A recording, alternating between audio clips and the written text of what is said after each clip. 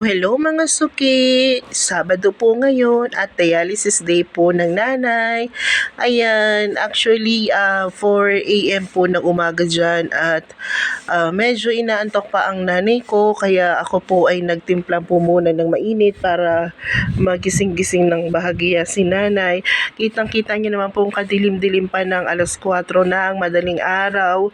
Kailangan po namin pumunta ng maaga para po makapila po siya ng maaga para po maaga rin po matapos ang kanyang session. Kasi po minsan maaga po ang mga nurse, 4 AM pa lang po ay nagsisimula na sila para po matapos po kami ng mga 8 o'clock or 8:30 depende po kung sino po ang mauuna sa pila. Ito po at nag-almusal na po kami dyan at nagpabili lang po siya ng pansit at mainit na pandesal. Habang ang nanay ko po ay nakasalang, ako po ay pumunta muna ng palengke at bumili ng aming makakain para sa tanghalian. Ayan po, sobrang init at tapos na po ang session ng nanay.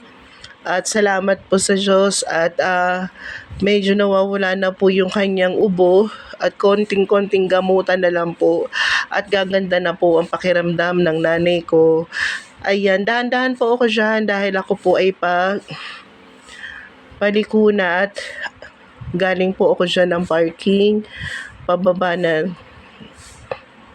At ayan po, sobrang init. Sabi ko nga ay grabe ang init ngayon, parang hindi po bagyo.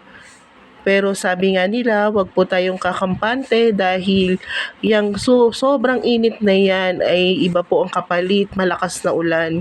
Kaya po mag-iingat po tayong lahat at kaya sa lahat po na magdadrive ay ingat-ingat. At namalengke na nga po ako dyan ng pagkain namin para bukas kasi ang alam ko ay talagang malakas ang ulan. Kaya ready na po.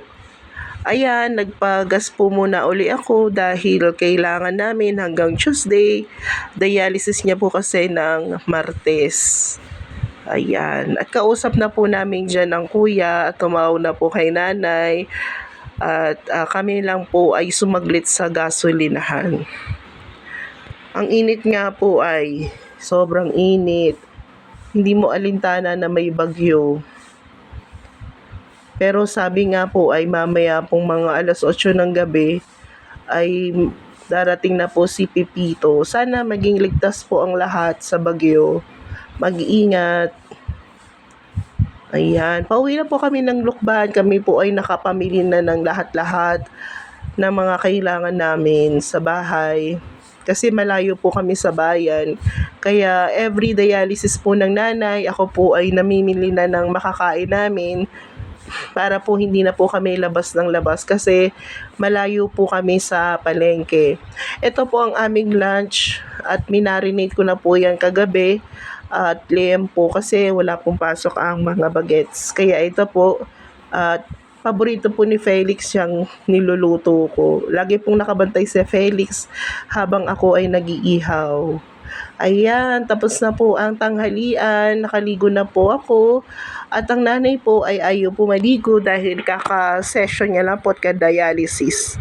Maraming pong salamat sa mga sumusubaybay po sa aming mga vlog. Sana po lagi niyo po kaming susuportahan at ngaway marami pong maging viewers ang aming vlog. Thank you po. Thank you. God bless po.